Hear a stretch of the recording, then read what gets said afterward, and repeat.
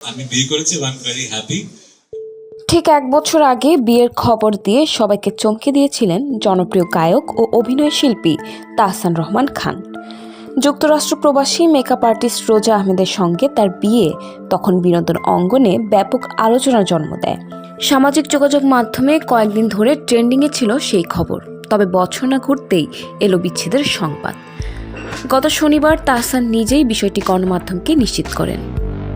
বিচ্ছেদের খবরে ভক্তদের মধ্যে নানা প্রশ্ন দেখা দিয়েছে। ঘনিষ্ঠ সূত্র জানায়, প্রেমের সময়ের তুলনায় বিয়ের পর একসঙ্গে থাকার সময়টা ছিল সীমিত। জানা গেছে, গত সেপ্টেম্বরে অস্ট্রেলিয়ায় সঙ্গীত সফরে যাওয়ার আগেই তারা আলাদা থাকতে শুরু করেন। পরে তাহসান নিজেও জানিয়েছেন, ওই সময়টার আগেই তাদের বিচ্ছেদ ঘটে। ওই সময় তাহসান ব্যক্তিগত জীবন নিয়ে প্রকাশ্যে কোনো মন্তব্য না করলেও রোজা সামাজিক যোগাযোগ মাধ্যমে তাদের একসঙ্গে তোলা ছবি ও আবেগঘন পোস্ট শেয়ার করায় অনেকেই সম্পর্ক টিকে আছে বলে ধারণা করেছিলেন। তবে ঘনিষ্ঠজনদের ভাষ্য, বাস্তবতা ছিল ভিন্ন। নাম প্রকাশে অনিচ্ছুক ঘনিষ্ঠ সূত্র জানায়, বিয়ের পর দুজনের জীবন দর্শন ও প্রত্যাশার পার্থক্য স্পষ্ট হয়ে ওঠে।